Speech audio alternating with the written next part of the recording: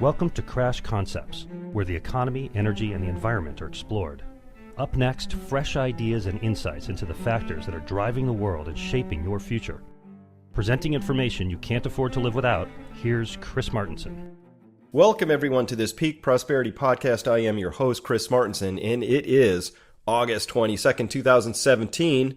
And today I'm really happy to welcome back to the program my friend, James Howard Kunstler. You know Jim as a well-known author, social critic, whose ideas have been extremely influential to myself and the peak oil and sustainable living movements. His best-known work for myself is The Long Emergency, which really got me kicked off in many ways thinking about the things that led to the crash course. And in that book, he argues that declining oil production will result in the reversal of modern industrialized society and compel Americans to return to smaller scale. So he also wrote the book series that brings that concept to life, that began with World Made by Hand, its sequel, The Witch of Hebron, and A History of the Future, and most recently, The Heroes of Spring, which use fiction to really entertainingly transport us into what a future of less might look and feel like. And that, to me, is a world with less net energy. He also wrote Too Much Magic, Wishful Thinking, Technology, and the Fate of the Nation, which is just reads like just a complete prediction of what we're in today as we look around the world. And of course, he continues to write regularly at his excellent weekly blog found over at kunstler.com, where he now writes and posts twice a week. Jim, really happy to have you back on as a guest, particularly with everything going on today. Well, it's a pleasure to be here with you, and let's get to it. Well, let's get to it. So I think we just have to start on the social side of all of this. We've had the incidents at Charlottesville, and the left and the right, Antifa, the alleged rise of Nazis. I say alleged because I'm not sure that there's more of them than there ever used to be, but the media is focusing on them.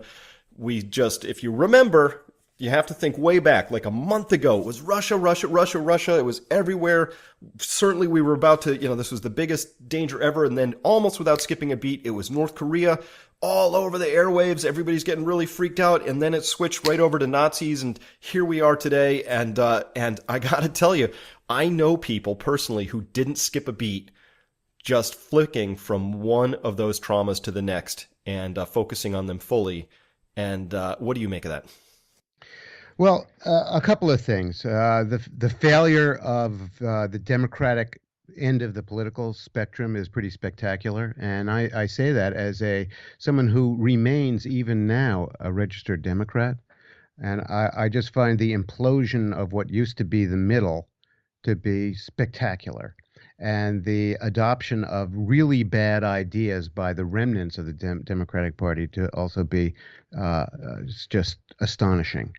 So we've got people in that major party now who are affecting to believe that freedom of speech is no longer important, and that the violence on the left has no equivalent to the violence of the right, which I happen to believe it does. And I was not a Trump supporter, didn't vote for the guy. I've been dissing him continually in my own blog, but I think he was correct when he said that the misbehavior on both sides was pretty much the same. It may, we may deplore the ideas and the ideologies of the Nazis, but the First Amendment is all about having to tolerate ideas that make you uncomfortable. That's the whole point of it. And the idea that the left is no longer willing to be uncomfortable with other people's ideas is very troubling. So, I've said for a while now that I thought that both political parties were kind of going down the laundry chute of history, and it seems like kind of a neck and neck race between who's going to get there first. But right now, it's sort of looking like the Democratic Party wants to get there first in terms of just sheer irrelevancy and incredibly bad ideas. I totally agree, and I wouldn't want either of those two sets of characters that showed up in Charlottesville hanging out in my living room.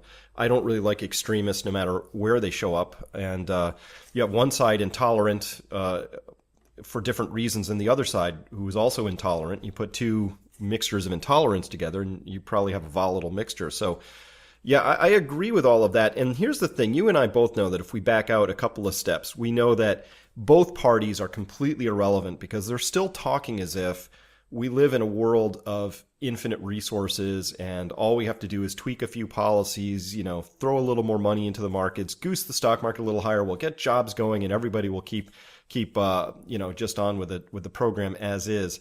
And I haven't seen anything from either of the two parties that even remotely begin to align with the reality of the world that we live in right now, which is where if you have my eyeballs, you notice a lot of the ecology is diminishing. It's like Mother Nature's retracting her web of life, and that's disturbing.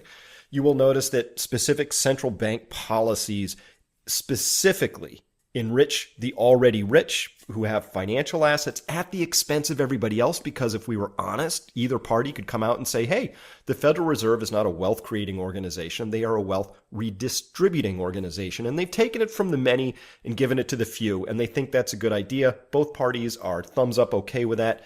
That's a shock to the system. Of course, these young people who grow up knowing that if they take on student debt, which is a requirement now to get ahead in this country, you will be the proud owner of the only non-dischargeable form of debt in bankruptcy court. Like, that's how we treat our young.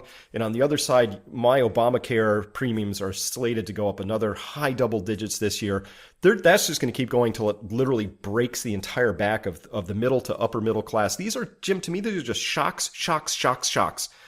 And the tragedy is that you have these people who don't know where the shocks are coming from, but they can look around and they see a Nazi or they see an Antifa leftist and they point their fingers at each other and they get all mad. But they're like two rats in a cage who just can't unravel where the shocks are coming from, so they fight each other. But they would do well to notice that these are systematically delivered shocks, and neither party is even remotely addressing anything about that, Democrat or Republican. Well, I see that also, and I have a way of looking at it.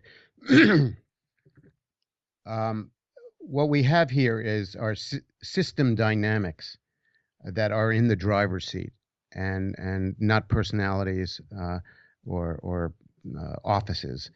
And what we're seeing is the behavior of people who have no idea what they're doing. And the system dynamics can be discussed, I think, pretty specifically. Most of the major systems that we rely on are entering a state of failure of one kind or another. And of course, the larger problem is that they're interlinked and that their failures will be mutual and self-amplifying. And these systems include the energy system that has powered industrial civilization, the oil and gas industries, which you've talked about a lot, and I think that our listeners understand it pretty well. I don't think we have to rehearse that necessarily, although the finer points of it, like the energy return of investment, is something that's certainly not understood by either the general public or probably most of the officers in the government. And certainly not in the the New York Times, Washington Post, or other major media outlets. They just don't get that. But all of that energy problem is reverberating in things like agriculture and our ability to use the oceans in some way that is not going to destroy the oceans, and the medical system, the education system. All these systems are really kind of blowing up, and in the absence of being able to run coherently in an economic way, they've turned into rackets. And that basically means that people are trying to run them and make a profit off of them dishonestly, one way or another. And because we're immersed in comprehensive dishonesty in our culture, we no longer really recognize what we're doing or what the truth of our situation is. So it's pretty dismaying to see culture flounder, and particularly to flounder in trivialities and bad ideas. Yeah, well said. So, I mean, we really have a pretty significant metabolic disease going on here where Exactly. the significant force of motivation for our body, the thing that animates us, our very lifeblood, has diminishing returns, as you just wrote about in a piece titled Diminishing Returns. So we have that happening. And we should be detecting that and coming up with coherent strategies for that. And instead, my personal, when people ask me, hey, Chris, how you doing? I say, oh, I'm fine. But if you get a little deeper, I'm like, I'm disturbed. I'm really disturbed that this many years into what seems to me to be a fairly easily analyzed system failure problem, right? Which is that we have a complex system. It requires energy to feed it. And we have no comprehension at any level of power of the power structure that says, wow, we can't run that model forever. In fact, if we look at it properly, we might say, hey, we've detected the early symptoms of system failure, organ failure here. And so what are we going to do about that? And the answer is shriekingly more of the same, with an extra heaping of divide and distract, divisive politics thrown in just to make sure everybody's not really paying attention. Well, it's very easy to see how this moves thoroughly through all levels of the culture. And one of the examples that I think is most visible right now is the way we're thinking about the car culture and transportation, personal transportation. And the so-called solution to the problem of oil, the internal combustion engine, pollution and climate change, the purported solution is electrifying the car system. And that's something that seems to be believed by, the people of all classes and the media and people in government. We're all sort of striving to get to that point where the car system is totally electrified. That's not going to happen. It's not going to happen for financial reasons. It's not going to happen for ecological reasons. But we never think about living in walkable communities. And we never think about altering the living arrangement that we're stuck with and that we've overinvested in.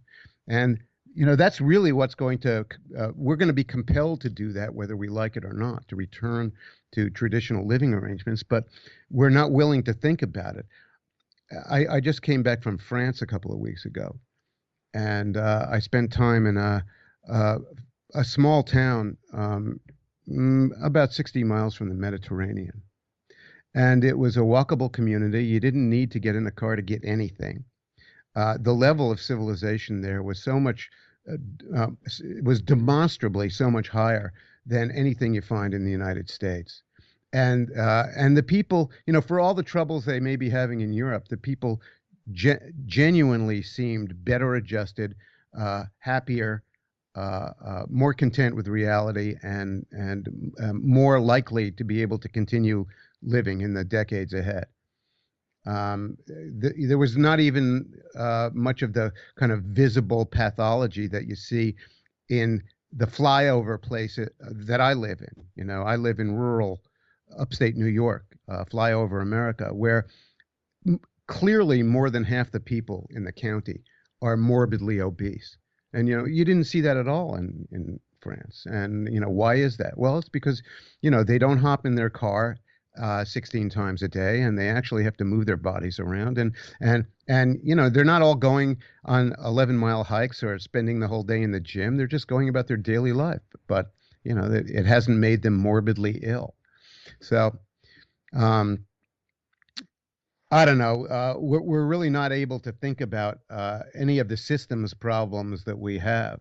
Agriculture is one of the more interesting ones because so much of our bad behavior in agriculture, industrial farming, mega farming, giant animal food factories, giant pig farms, all of these terrible things are not sustainable.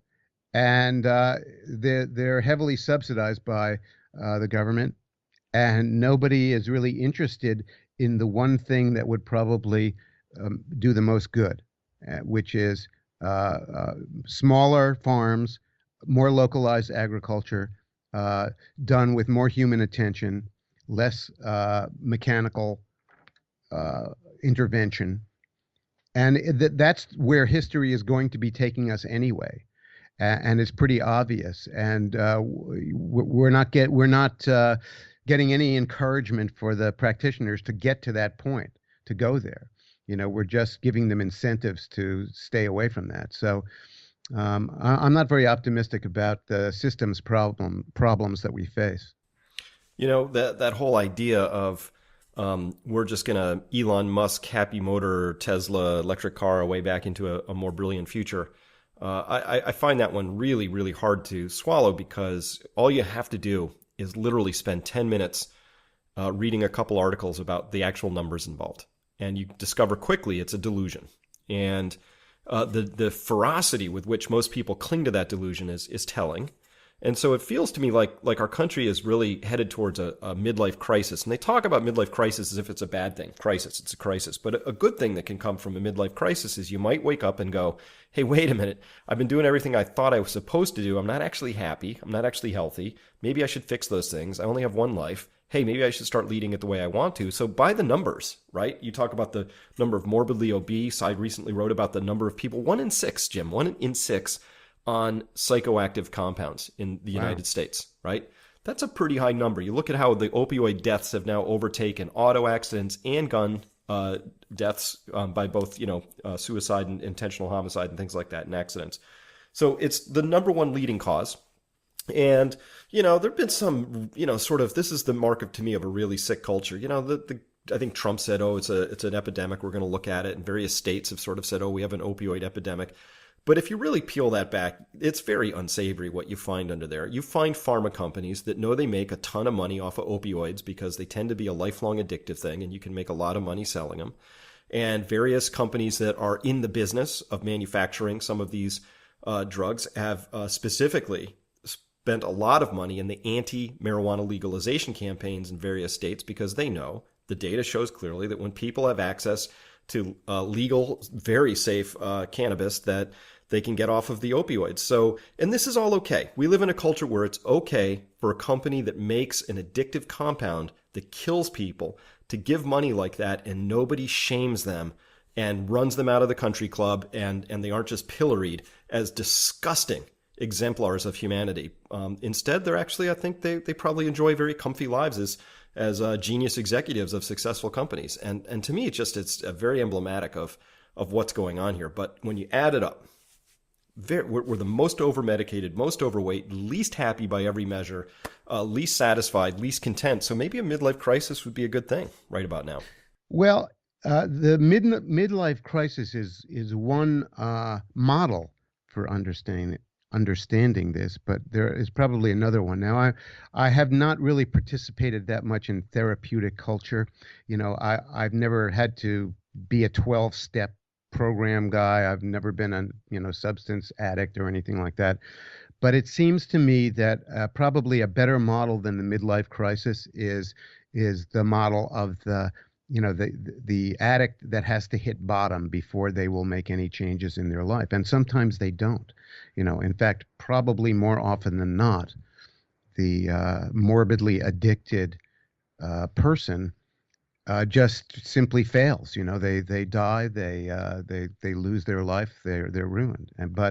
But some people do hit bottom and find a way to bounce up. And so what we've got, in my since I haven't been involved in the 12-step program, I do know a little bit about enabling behavior, and I think what we've got is enabling behavior that is combined with racketeering, which gives a tremendous amount of incentive to the enabling behaviors that you're describing in, for example, for the pharmaceutical industry. So those two dynamics form a kind of nexus of pervasive dishonesty in a culture that can't tell itself the truth about where it's at.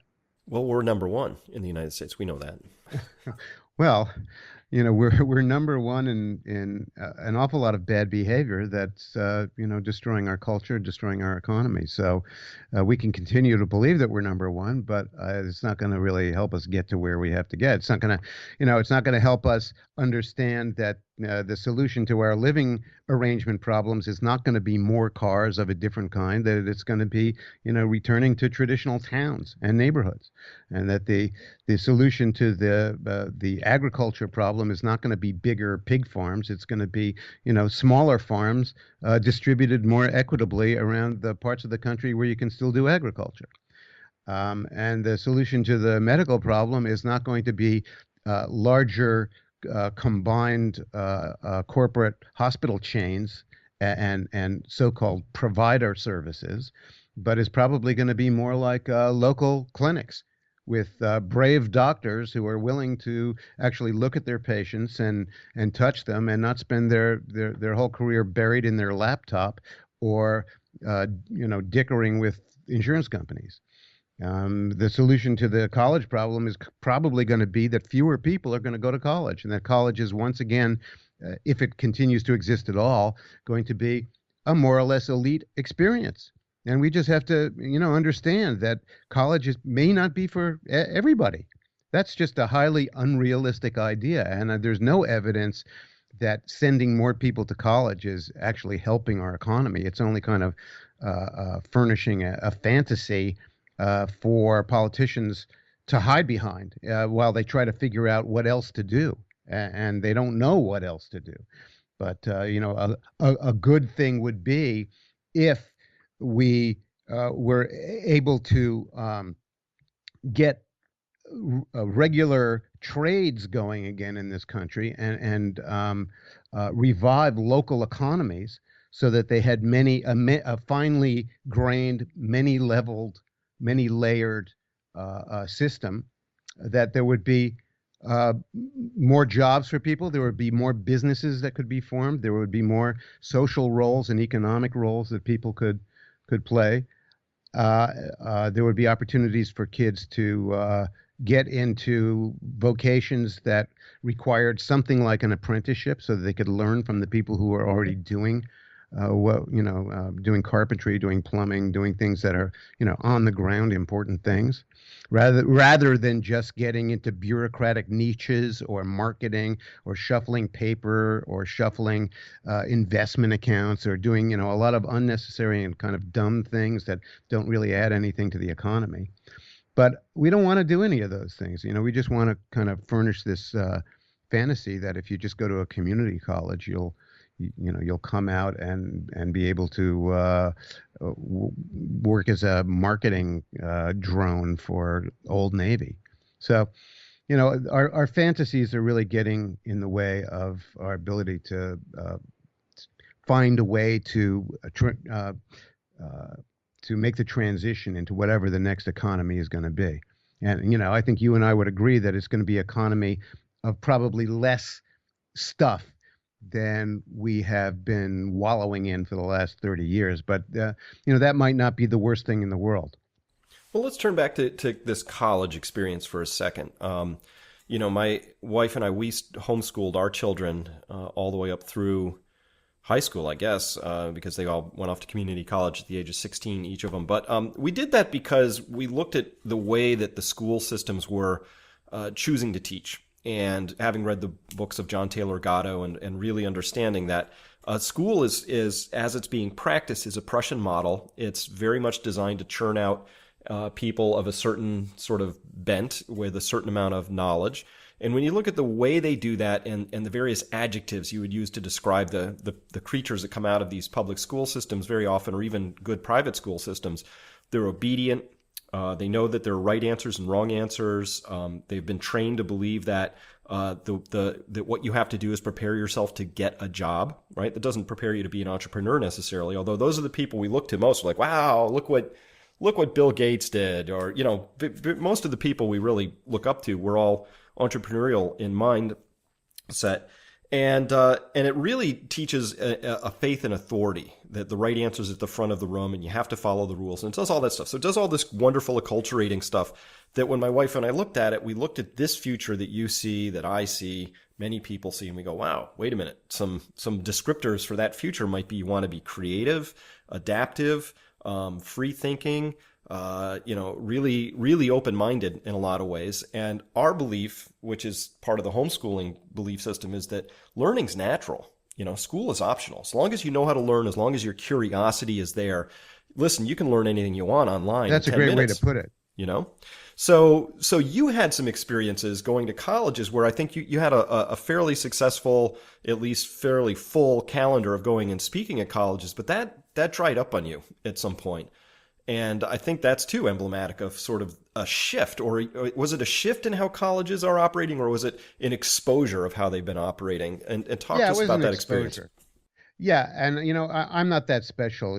I actually have a lecture agent, and I've been told that they're having a problem with many of their authors, and especially their environmental authors, that the deans and the department chairs at the colleges just don't want to invite speakers on campus who traffic in ideas that make the kids uncomfortable. And their experience with it has been so difficult and probably in some cases ruinous that they just don't dare to do it right now. So so people like me who are offering ideas that are not comforting, well, we're just out of luck right now, and the kids are maybe out of luck too because they're not hearing these ideas. So I do want to say something about a point you made a minute ago, which is you kind of suggested there was a kind of a transect of work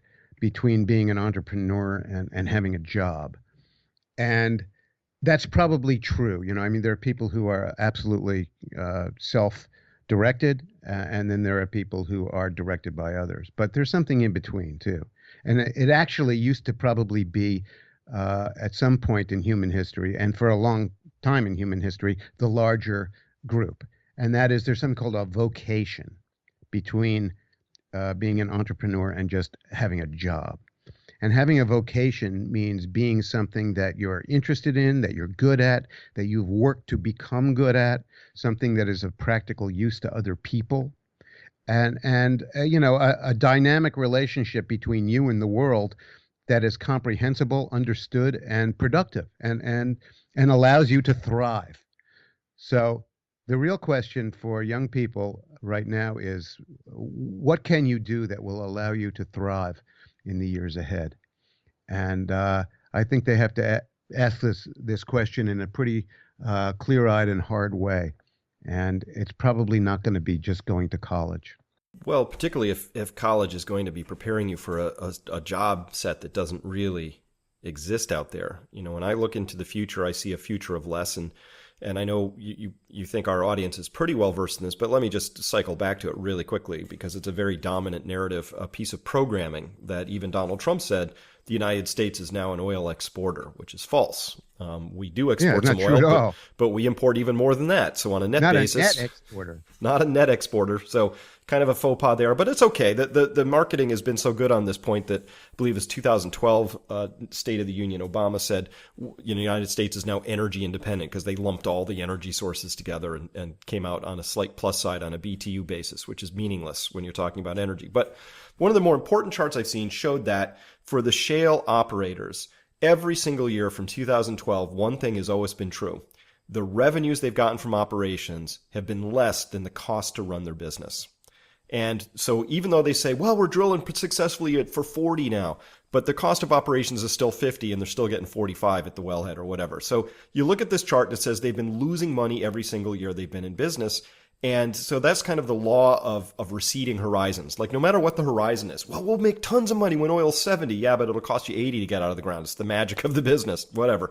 And we can detect that so easily when you look at the absolutely skyrocketing debt offerings and equity offerings they've had to put forward to stay in business. And Wall Street's continued to funnel that. And of course, Wall Street makes money at this because they help pitch all of this. They help do the equity offerings, they underwrite the debt offerings, and then they sell them off to hapless future victims. And it's just astonishing to me, Jim, that we have very intelligent analysts who look at this. How can you look at a chart that says a business that has lost money every single year it's been in operation is one you want to throw hundreds of billions of dollars of new equity and debt into on a yearly basis? It's just astonishing to me. But the main point is this. The shale business is a bust. It has been. It's produced a lot of oil. It's produced it at a loss, and that's not a healthy thing. And that's tied into the Eroy story at a deeper level. But it's just astonishing to me how many people think that shale has now saved the world, saved the bacon. We can safely go back to sleep forever, or maybe at least another 3 decades. Well, what you're describing really is not so much the effect of the shale industry on the national psychology, but the effect of advertising. And, I don't think we pay enough attention to the fact that America is a culture that pretty much gave birth to the industry of advertising as a kind of a national enterprise. And, we've been sucked into believing our own advertising, which in many cases is just dishonesty and nonsense. So we have a giant industry that is dedicated to producing disinformation and nonsense, and we're conditioned to accept that nonsense. And I think that's a simple explanation for it. And there are a lot of people who are employed at it, and there are a lot of people who benefit from that. And I think as a kind of a political question, it's going to be a threshold issue where eventually we reach a kind of a critical mass of nonsense, and then stuff just flips. And then all of a sudden, you're in a new world. It's the old Schopenhauer model, which is that new ideas are first greeted with ridicule, and next they are violently opposed, and next they are accepted as self-evidently true. Mm-hmm. And the flip is just so complete. There's no cultural memory left of when you believed something that was not true.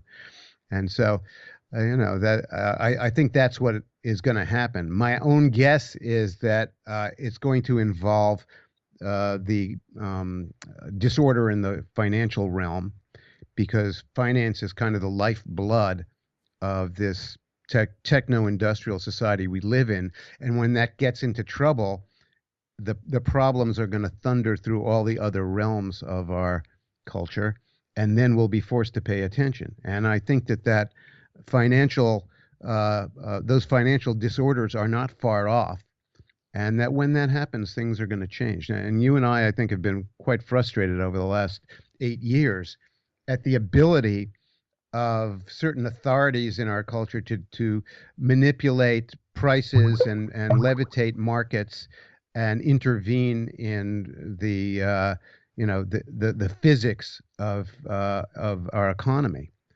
And that just can't go on forever. And even though it's frustrating to watch, it looks to me like it's kind of climaxing. Though, what to me is kind of the tell of the whole thing is just the presence, the existence of Trump as president, the election of Trump, and what that tells me is that the disorders that are already present in our economy are manifesting now in our politics, and that to me is a pretty dangerous sign.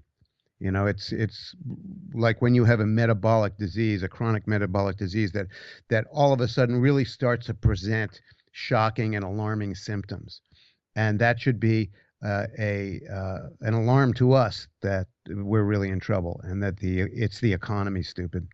Yeah, well, so then Trump becomes the yellowish, orangish hue on the skin of a cirrhosis victim? Yeah, and also, he's in a peculiar historic situation, because he's also going to be the guy holding the bag for all this, when it does begin to seriously unravel. And he was kind of, history or fate kind of put him in office as the designated bag holder. I don't have a whole lot of sympathy for him, but I think that that's what's going to happen, and that's how he's going to be viewed. He'll be left with this heap of smoldering problems and wreckage. And, I think that's how it's going to play out. I would not be surprised if it played out in the remaining, 5 months of the year. So I don't think he's going to make it through his whole term, obviously. Yeah, I don't either. He's got the whole apparatus of the deep state arrayed against him. He's got every major newspaper outlet. He's got both parties. He really doesn't have any allies that I'm familiar with at this point in time. And, what's astonishing to me is to just see the level of absolute hypocrisy that's so transparent, of course, right? So we had John McCain come out and excoriate, like, the president, sided with Nazis. And I couldn't find anything in Trump's statements that said that. He said something that you hearken to, which is kind of like, hey, both sides looked like they're kind of at fault here. And I don't know what he was supposed to say that would be different. What he said, excuse me for interrupting, but what he said that was so obnoxious, especially to the mainstream press, was that there were, quote, good people on both sides. And, there were Nazis on one side, and there were, Antifa and Black Lives Matter and other players on the other side. And my guess is that there are probably, a few people on the conservative side who are not terrible Nazis, who had a sincere belief that, the statue of Robert E. Lee ought to be allowed to remain in place, for reasons that were not Nazi reasons. And there were people on the other side who probably had good intentions too. But, there were a lot of people, there are a lot of other people who were interested in making trouble. But I don't know. It was a hugely overblown conflict, and it's, to me, just more evidence that this organism called the deep state really wants to run over Trump with the 25th Amendment, and they're pretty determined to do it, and they're just waiting for anything that he might possibly do that would qualify him to be run over by the 25th Amendment. Yeah, and I'll tell you, so as somebody who has a slightly longer memory than the average, I guess, the person who really just sort of made this emblematic for me was John McCain, right? And so John McCain came up and said, well, what the president said, this equivalency, blah, blah, we have to just condemn Nazis wherever they are, right? And of course, John McCain was the person who was seen in Ukraine in the fall of 2013 after Yanukovych failed to sign the association agreement with Europe. And it was only a couple months after that Yanukovych was run out of town, hop, skip, and a jump between Yats and then now onto Poroshenko, and you have militias running all over Ukraine on the eastern side, on the western side, that are displaying openly Waffen-SS insignia and swastikas in the whole 9 yards, right? Yeah, but there are Nazis. And nobody said boo about that. Not even the New York Times wrote one single article that I could find about that saying, hey, this is awful. We should condemn this wherever this arises. But the United States specifically supported the side and is continuing to support the side that has open Nazi affiliations and with people whose prime hero on that side of the country, the Bandera, was a full-blown fascist Nazi kind of a guy. So at any rate, it feels to me like the thing that I find embarrassing about that is that if you're a bully that goes out and allows, foments Nazism somewhere else, and then there's one tiny little rally by comparison in your own country and you flip a nut over that, you're the equivalent of the bully who says, only I get to throw punches. I don't want any blowback. I don't want anybody taking a swing back at me. I don't want to experience any pain of my own. I just want to export pain. I don't want any here, right? McCain sort of symbolized that whole thing for me. He's just an awful human being who has never seen a war he didn't want to impose on somebody else, but then gets on his high dunderous horse and really professes to be very upset when he sees similar things sort of echo back home. It just... Again, I think we need to take a good hard look that if you're going to export this kind of stuff to the rest of the world, you have to be aware you're a violent culture, and you got to look that in the face. You can't say, no, we only want peace, love, and tolerance for all, and be who we are in the world. It begs the question why we can't examine that and why we can't look at it. And I think the answer is there are cycles in history, and they follow, some of them follow sine cosine waves of troughs and hills and troughs and hills, and one of the cycles I think we're seeing here is that there are times when a culture or a nation or a people have a very poor sense of what's happening to them and have a very poor ability to articulate where they stand in history and the forces that are at work upon them. And that's where we're at. We're at a low point in that sine cosine waveform of a nation's ability to understand what's happening.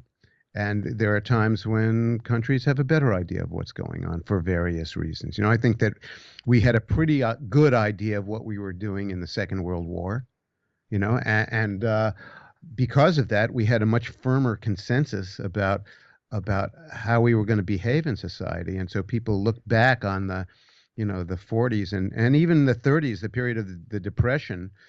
People look back on that and they kind of marvel at the strength of the social consensus and the decency of the ordinary behavior of the people in the street and the social norms that existed then. And you look at our time, and the social norms have deteriorated so badly, and people don't know how to behave, and people don't know how to behave in public, and we clearly don't know what's happening to us.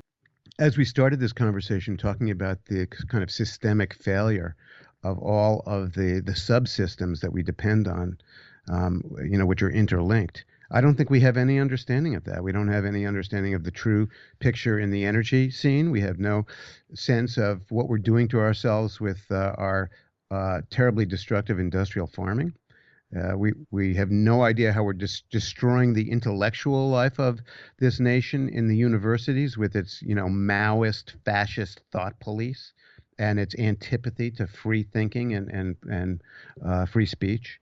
We have no idea how of the depths of depravity in the medical rackets that are going on. So all these systems are in terrible condition, and above them all is the financial system that is full of corruption, dishonesty, accounting fraud, and racketeering. And we're allowing all of these things to go on because we don't know what else to do. And all the central banks can manage to do is just keep jamming the markets, over and over and over again. And we know for a fact that you've got the Swiss National Bank, Bank of Japan, openly admitting that they step into markets and buy equities at key moments, to make sure they always go in the right direction, which is up. And the level of pushback from the political class is zero around these activities, even though what's happening is what they're doing is they're redistributing wealth aggressively and very, very rapidly to a very tiny elite. And that's not a good recipe for social cohesion and stability, or even that primal sense of fairness that's really important for us to not be. A lot of this anger I see going on out there is because we know the people are right. It's a deeply unjust system. I think they've misdiagnosed the cause. I think they've been a little shallow in their thinking. But this is a decaying, decrepit sort of a system, and we need to face that up. It's terrifying to know you're in a rusted out bucket bolt of a car that's careering down a slalomy mountain course. That's terrifying. Well, that's why I said that Trump represents the political manifestation of all that discontent and the apprehension, the recognition that there are things that are very wrong. And as I also said, having lost our ability to articulate what that is at this particular moment in history. I do think that the deformations and interventions of the central banks are eventually going to have a consequence. And I listen to a lot of financial podcasts, and what's missing in many of them is the sense that any of that activity actually does have consequences. And to me, it pretty clearly points in one direction, and that is the destruction of currencies. And I do think that that's probably going to be the next thing on board. It may initially manifest as a bond market calamity or a bond and stock market calamity. But eventually, I think it's going to manifest in people simply losing their faith in what passes for, quote, money. And money will lose its legitimacy, just as politics is now losing its legitimacy in the USA. And so that points to kind of two directions. One is a real global and worldwide currency fiasco, and a great deal of political disorder, and and they're not mutually exclusive. In fact, they're more likely to happen in concert than one or the other. So I think that that's pretty much where we're headed. And of course, all of this can go on a lot longer than we think because this isn't just a bubble that's popping. So bubbles go further than you think. There were railroad bubbles, tulip bubbles, real estate bubbles, you name it. And each of them had a certain arc and a trajectory, but this is the mother of all bubbles. It began with a delusion that was instilled back in the late 70s, early 80s, which was that we could grow our credit markets at twice the rate of our underlying economy. And it was a grand experiment, and everybody sort of participating at this point. And China really just roared into the story and said, yeah, man, we can show you how to really do this right. And of course, it's a mass delusion because debts represent something you have to pay back in the future, or you face a currency crisis. Those are your options. And the whole world is now participating in this idea that somehow the world is going to be able to meet the needs of a financial system that really lost its moorings a long time ago. And that's a hard thing to sort of swallow. And it's very, very difficult to give up the dream of the bubble because the root of a bubble always for humans is not a financial thing. It's a sociological condition. And it says this: there is such a thing as a free lunch. You don't have to pay stuff back. You can live beyond your means forever, right? And you don't have to ever question if tulips are actually what the intrinsic value of a tulip really is, right? Or any of that. And so here we are. And that's why this bubble isn't one that just sort of began a few years ago. The so-called housing bubble, that wasn't the bubble. That was a side bubble. It was a bubblet on the side of this credit bubble that has been going forever and ever. And so that's the only delusion that needs to be pierced. People need to be able to square up to this one idea. Can you constantly compound your claims on the future forever? The answer is no. It's a finite planet. But can you do it even more rationally at twice the rate that your underlying economy is growing forever? The answer is no.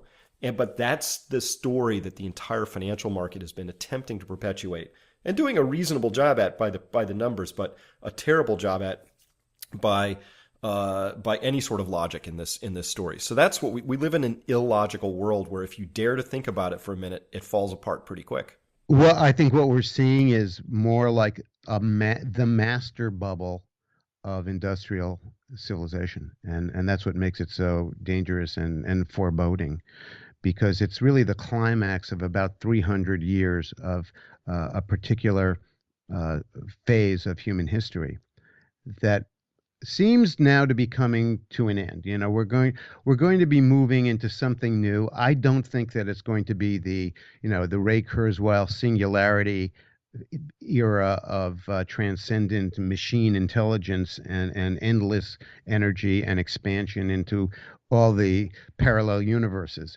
You know, I personally think it's going to be world made by hand. And by that, I mean a significant time out from our idea of what progress has been. And we have no whatever historical experience we had as a species for what preceded the techno-industrial fiesta and the things leading up to it has been kind of lost. So we can't imagine that there's any other way to behave.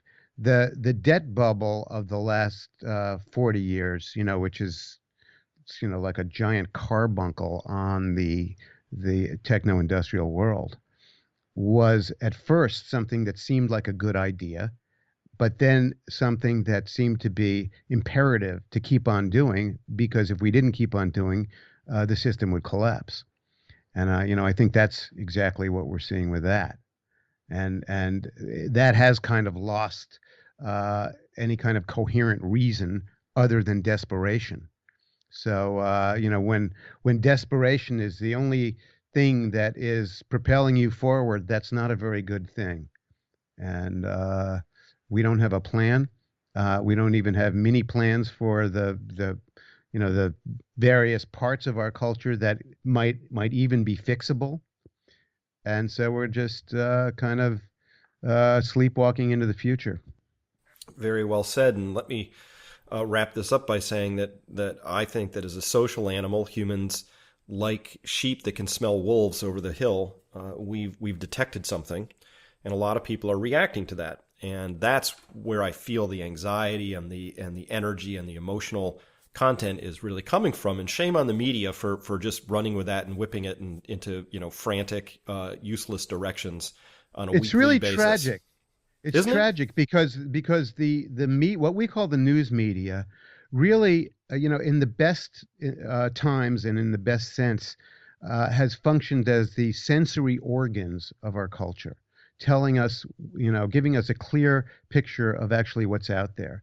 And, I personally think that it's a manifestation of the diminishing returns of technology, that now that we have all of this information, supplied by the web and computers, that we're absolutely unable to make any sense about of where we stand, and especially in those organs that are supposed to provide it, the news media. The failure is really epic.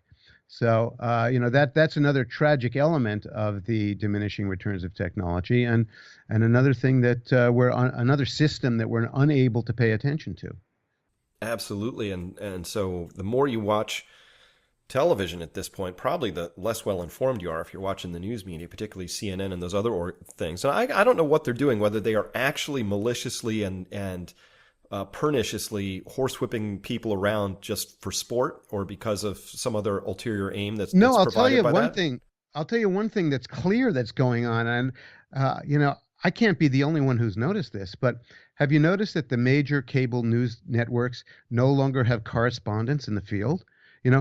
When you used to turn on Huntley and Brinkley or Walter Cronkite, back in the 70s, the news was about what was going on in the world and in the nation. And they had people around the world and around the nation who, they would tune into, and they would report about what was going on. They don't do any of that anymore. All they have are these panels of people who are giving their opinions. So every night CNN or Fox News says, and now it's time to turn to our panel, after reading a couple of headlines. And that's all it is. So, they've tried to downsize their operation so severely that there are no correspondents left. And there's nobody out there collecting real news. There's nobody out there really observing it on the ground. So it's no wonder that we don't know what we're doing and what's happening. Well, I think that they also have noted their increasing irrelevance there over at CNN et al. And one response to that is to say, well, tell us what works. And the only spaghetti that's sticking to the wall is the one where they basically inflame things. So they've basically just become just like little stage operators whose only job is to get any reaction they can. Yeah, I'm actually surprised that a guy like Anderson Cooper is not ashamed of what he's doing, because he's clearly not a stupid person. Yep. It may be the so-called Overton window of acceptable thinking that prevents him from seeing it, otherwise known as, the echo chamber of received ideas. But, it's hard to understand why some of these people who are intelligent don't get the nature of the echo chamber they're serving. Well, we'll probably see Anderson do one of my least favorite things, and we'll call it the reveal all retirement speech. Now that I'm on the retirement dais giving my last speech, let me tell you what I really think. Thank you very much. That would have been awesome years ago, but now you're irrelevant, so shut up. I hate that particular speech. Well, the thing is that this is essentially dishonorable behavior, and there doesn't seem to be any interest in calling out dishonorable behavior in our culture. Good point. So, that's something that has to happen. There has to be kind of a general recognition or a consensus about what actually is decent behavior, what actually is okay. And, the only things that we're interested in right now are kind of meaningless platitudes like, you're a racist, or you're a racist, you're a Nazi, you're a fascist, you're this, you're that. And, those things are no longer meaningful. Mm-hmm. Good point.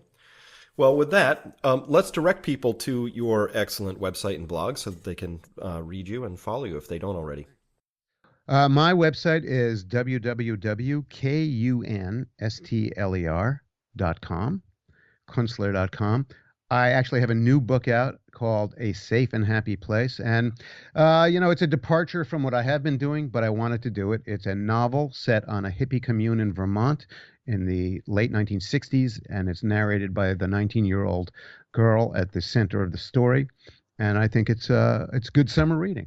I'm a full service writer. I like to do a lot of different kinds of things, and I wanted to write that novel. So there it is. Excellent. All right. Well, with that, Jim, thank you so much for your time today. It's a pleasure talking to you as ever.